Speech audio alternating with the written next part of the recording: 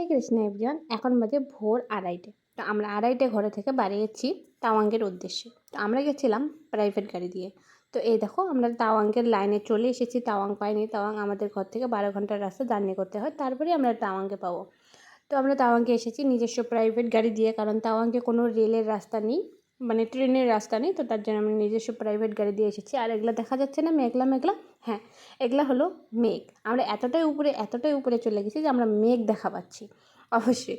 তো এখানে দেখো পাহাড় কেটে কেটে রাস্তা বানিয়েছে। তো ফাইনালি আমরা 12 ঘন্টা জার্নি করে ফাইনালি আমরা রুমে পৌঁছালাম। তো দেখো রুম থেকে আমি তোমাদেরকে ভিউটা দেখাচ্ছি যে বাইরের ভিউটা কেমন। ওইখানে সবসময় বৃষ্টি পড়ে থাকে। আমরা গেছিলাম জুলাইয়ের দিকে। তো তখন বৃষ্টি পড়ে থাকে, আর ঠান্ডার সময় তো কোয়ার কথাই নেই, তখন বরফ থাকে। তো এটা ছিল আমার রুমের ভিউ। তো দেখো বাইরে থেকে অবশ্যই দেখাবো, আর আমি এই ভিডিওটা তোমাদেরকে পার্ট করে দেখাবো। তাহলে নেক্সট পার্টের জন্য অপেক্ষা করো।